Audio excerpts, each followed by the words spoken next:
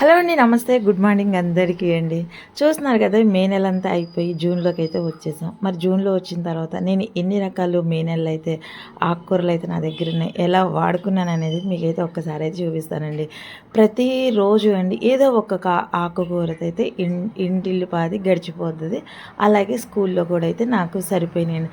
అందుకనేనండి నేను అన్ని రకాల ఆకుకూరలు ఏది ముదిరిపోనివ్వకుండా అలా లేతగా చిన్నగా ఆకులనైతే కోసుకుంటూ ఉంటానండి. ఇదైతేనండి నా గార్డెన్లో ఉన్న తీగ బచ్చలు అనమాట. చాలా సింపుల్గా మనమైతే పెంచేసుకోవచ్చండి. సాయిల్ మిక్స్ అనేది ఒక్కటి మనం జాగ్రత్తగా కలుపుకుంటే చాలన్నమాట. ఆకుకూరలు అనేది మనం ఈజీగా పెంచుకోవచ్చు. సమ్మర్ ఏంటి, రైనీ సీజన్ ఏంటి, ఏ సీజన్లో అయినా సరే మనం ఒక 5-6 రకాలైన ఈజీగా మనం పెంచుకోవచ్చండి. ఇది వచ్చేసి తీగ బచ్చలు. ఇది వచ్చేసి చూస్తున్నారు కదా, గోంగూర అండి. ఎన్నో పోషక విలువలు కలిగిన ఆకుకూర. ఆడవారికి అయితే ఎంతో అమూల్యమైనదండి, రక్తహీనత నివారిస్తుంది. చూస్తున్నారు, ఒకే ఒక మొక్క అండి అది. నేను ఎప్పటికప్పుడు ఆకులైతే తీసుకుంటూ ఉంటాను, ప్రూన్ చేస్తూ ఉంటాను. అట్లాగే వీటికి ఎక్కువ నేనండి ఇంత పచ్చగా ఉంది అని అంటే ఎక్కువ నేను కిచెన్ కంపోస్ట్ లేదంటే లిక్విడ్స్, జీవామృతం మీకు తెలిసిందే కదండి, ఇవే నేనైతే ఎక్కువగా ఇస్తూ ఉంటాను. ఇట్లాగా ఒక 3 చెట్లు అయితే నాకు గోంగూర చెట్లు అయితే ఉన్నాయండి. ఎప్పటికప్పుడు ఆకుకూరలు కోసుకోవడమే. ఇది ఇంకొక బ్లూ డ్రమ్లోన ఒకే ఒక్క చెట్టు అండి. ఒక్క సీడే చూస్తున్నారు కదా ఎంత అయితే అల్లుకుపోయిందో.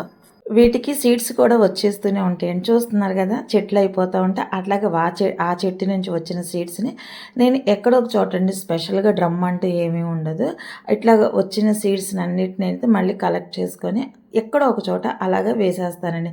మళ్ళీ దాంట్లో మనకి ఇంకొక గోంగూర చెట్టు అయితే వస్తుంది. ఈ ఆకుకూర అయితే చూస్తున్నారు కదండి, ఎన్ని పోషక విలువలంటే ఇది ఫిష్ అమినో యాసిడ్ అయితే విటమిన్ అనేది ఉంటుందండి. చాలా శక్తివంతమైందనమాట. ఈ పోషకం అనేది ఆడవాళ్ళకి చాలా విలువైందండి. ఇది ఎక్కువగా పప్పుల్లో యూజ్ చేసుకొని, అట్లాగే వాటికి వచ్చే సీడ్స్ అండి చిన్ని చిన్ని ఆవాల్లాగా ఉంటాయి అన్నమాట. అవి మనం వేసుకోవచ్చు, లేదంటే మనకి కంపోస్టుల్లో కానీ ఎక్కడో చోట మనకు వస్తూనే ఉంటుంది. దీంట్లో పొటాషియం, కాల్షియం, ఐరన్ చాలా బాగా ఉంటుందండి. కాబట్టి ఈ గల్జే అనేది ఎక్కువగా వాడుకోవచ్చు. ఇది వచ్చేసండి సిలోన్ బచ్చల, అందరికీ తెలిసిందేనండి. సిలోన్ బచ్చల్లో టమాటా వేసుకుని ఉంటే చాలా చాలా బాగుంటుందండి. అనేనండి ఈ విధంగా అయితే ఈ 5 రకాల 6 రకాల ఇంకా మునగాకు ఉంది, కరివేపాకు ఉంది, మీకు అందరికీ తెలిసిందేనండి. ఇగో పాలకూర.